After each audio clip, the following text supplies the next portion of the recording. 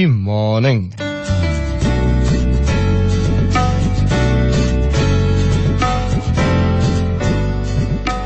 ગઈકાલે મારા બે ફ્રેન્ડ્સની સાથે એક ડિસ્કશન થતું હતું ઇનસિક્યોરિટીઝ વિશે, કે આજકાલ બધા એકબીજા સાથે ફ્રેન્ડશિપ રાખે છે કારણ કે સામેવાળો કામનો માણસ છે, આજે નહીં તો કાલે કામમાં આવશે, બાકી કોઈ કારણ વગરની ફ્રેન્ડશિપ ક્યાં છે.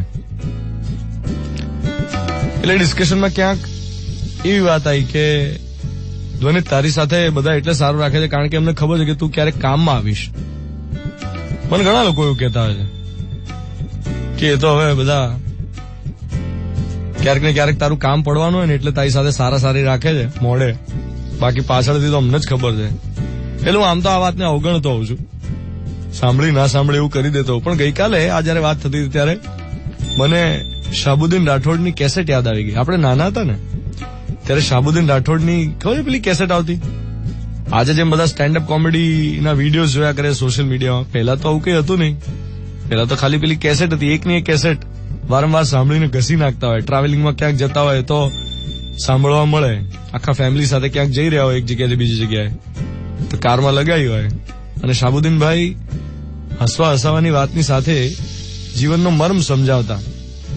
એમણે કૈલાસ પંડિતની એક રચના જે ઘણી બધી જગ્યાએ પોતાના કાર્યક્રમોમાં કહી હોય, એમના અવાજમાં તમને અત્યારે યાદ આવશે.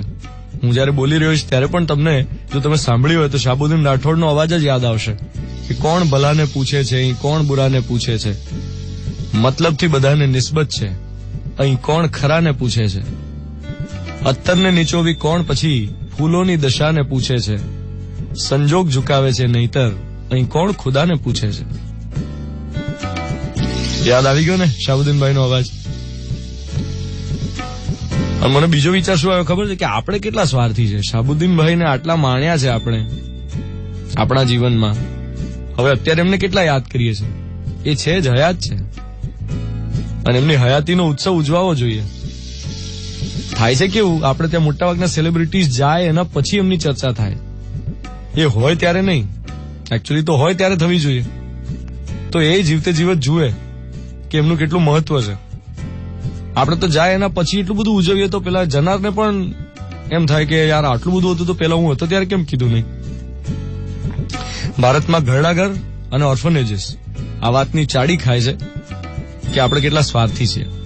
એટલે એક બાજુ કરુણાનો દરિયો તો છે જ, જે લોકો ઘરડાઘર ચલાવે અને ઓર્ફનેજ ચલાવે એમની પાસે કરુણા તો છે જ, પણ સામે સ્વાર્થનો સાગર છે. સરદાર અને ગાંધીને સ્વાર્થ સાધવા માટે જ યાદ કરે છે પોલિટિશિયન્સ. અને બીજાની શું કરવા વાત કરી, મારી ને તમારી વાત કરીએ ને. આપણે કાર ખરીદીએ એના પછી પર્યાવરણનું જે થવું થાય, મારે પાન લેવા જવું છે તો હું કાર લઈને જ જઈશ, હે ને. થોડું ભીતર ડોક્યું કરવાનો સમય 7:17 થઈ રહી છે. મિર્ચી 98.3 22 ફેબ્રુઆરી 2018 ગુરુવારની સવાર. હું છું ધ્વનિત તમારી સાથે. Good morning my dear.